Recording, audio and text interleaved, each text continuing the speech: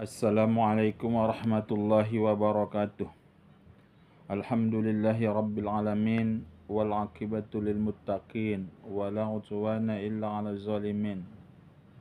Asyhadu an la ilaha illallah wahdahu la syarikalah. Al malikul haqqul mubin wa asyhadu anna Muhammadan abduhu wa rasuluh.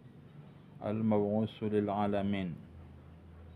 Bapak Ibu saudara-saudari yang saya hormati, kalau ada dua bejana, yang satu air mutlak dan satu air mutanajis, sementara kita ragu mana air mutlak dan mana air yang mutanajis, air yang bercampur najis, maka untuk memakai salah satu kedua air itu kita wajib beristihad.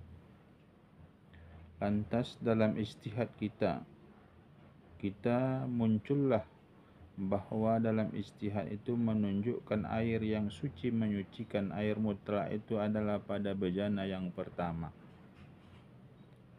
Menurut para ulama, kalau sudah seperti itu sudah muncullah istihad kita itu yang menunjukkan bahwa bejana pertama lah yang suci dan menyucikan, dan itulah air mutlak, maka sunnah kita menumpahkan air yang kedua.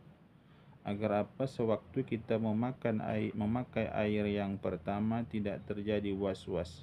Kenapa tidak terjadi was-was? Apakah ini air yang mutlak, air yang suci menyucikan, atau ember yang kedua air yang suci menyucikan? Kecuali kalau seandainya air yang kedua itu memang kita membutuhkannya, ada hajat untuk mempergunakannya seperti minuman binatang, seperti menyiram tanaman, maka tidak sunnah kita membuangnya kalau ada hajat seperti itu. Setelah selesai kita beristihad, kita pakailah tadi ember yang pertama, tempat air yang pertama. Kemudian setelah itu kita pakailah tadi wuduknya untuk ibadah.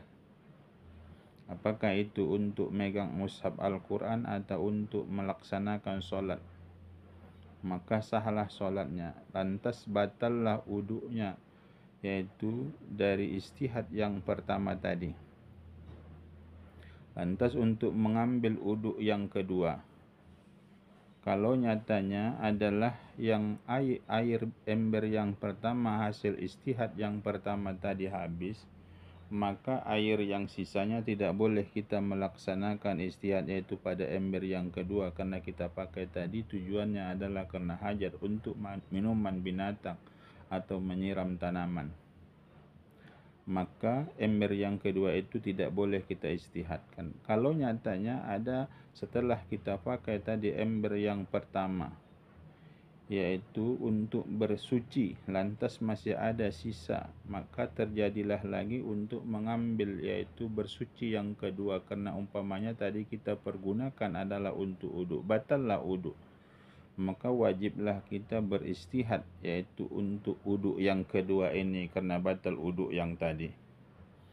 Kalau nyatanya dengan hasil istihad yang kedua ini menunjukkan bahwa air yang pertamalah jatuh, ember yang pertamalah jatuh istihad kita bahwa itulah yang boleh menyucikan yang menjadi air mutlak, maka kita boleh memakai air itu kembali dan kita pergunakan untuk bersuci dan kita pergunakan untuk ibadah seperti tadi saya jelaskan, memegang mushaf dan membaca dan melaksanakan sholat. Tapi nyatanya istihad kita yang kedua itu jatuh adalah ke ember yang kedua. Dari hasil penelitian kita, setelah uduk yang kedua tadi, tidak jatuh penelitian kita kepada ember yang pertama, tapi jatuhlah dia kepada ember yang kedua. Yang demikian ini tidak boleh kita memakai istihad kedua itu. Maka kalau seandainya kita memakai dengan istihad yang kedua itu karena sudah ada bukti yang menunjukkan dalam hati kita bahwa itulah yang suci setelah istihad yang kedua, maka kita tidak boleh mempergunakan air itu. Seandainya kalau nyatanya kita pakailah istihad kedua itu untuk sebagai bersuci, maka istihad yang pertama tadi adalah batal. Berarti kita memakai istihad yang pertama tadi, yaitu kita memakai air yang mutanajis. Bapak, Ibu, saudara-saudari yang saya hormati, maka oleh sebab itu kalau nyata sudah ada bukti setelah istihad yang kedua itu jatuh kepada ember yang kedua, kita tidak boleh memakai air itu dan kita mencampurkan kedua air itu. Namun telah kita campurkan kedua air itu, kita tumpahkan dan kita bertayamum, yaitu untuk bersuci. Kalau nyatanya kita untuk melaksanakan solat, maka solatlah kita dengan tayamum itu.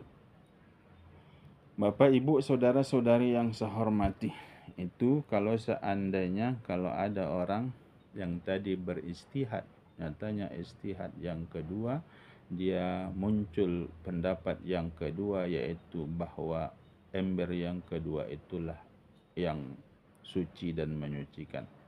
Bapak, Ibu, saudara-saudari yang saya hormati, ini saja dulu pertemuan kita kali ini. Terima kasih atas segala perhatian. Mohon maaf atas segala kekurangan. Wabillahi taufiq wal hidayah. Assalamualaikum warahmatullahi wabarakatuh.